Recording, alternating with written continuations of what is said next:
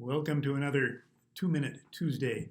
I wanted to take just a couple of minutes today to talk a little bit more again about the first sermon in our wonderful series on the attributes of God, the fact that God is knowable, and explain a little bit about how I wound up preaching about Jesus as the way to know God. Knowing Jesus intimately is to know God intimately.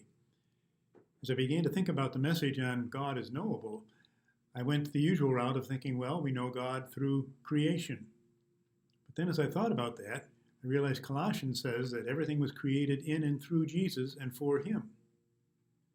I thought about God is known in his word. And then I realized that the Gospel of John tells us that Jesus is the Word of God. Then I thought about we know God through obedience. But then again, the Gospel of John tells us that it's obedience to Jesus that connects us with God. So it became very clear to me that the way to know God is through Jesus. Now, one thing that says that I think we need to remember is for the person who says, well, I don't need to go to church. I don't need this religious stuff. I can just walk in nature and spend time in nature, and I can know God. I'm not sure they can even see God. They might know about God, but they cannot see him. In fact, I kept thinking of the verse in Exodus 33:20 that says, no one can see me, no one can see my face and live.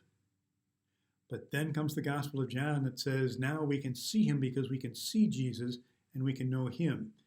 And that led to the whole idea of if we know Jesus intimately, we can know God intimately. And therefore is the importance of walking the pathways to knowing Jesus. The pathways of faith, obedience, service, suffering, and testimony.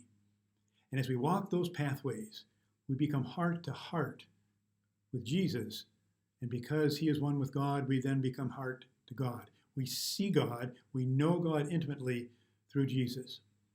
And so I hope that you seriously consider where you are in each of those pathways this week and make adjustments you need to make to continue on those pathways, to deepen your intimate knowledge of Jesus and ultimately of God. Jeremiah holds out a wonderful promise in the 29th chapter, verses 13 and 14. You will seek me and find me when you seek me with all your heart. I will be found by you, declares the Lord. May you be blessed as you walk these pathways through Jesus Christ into the true knowledge of God.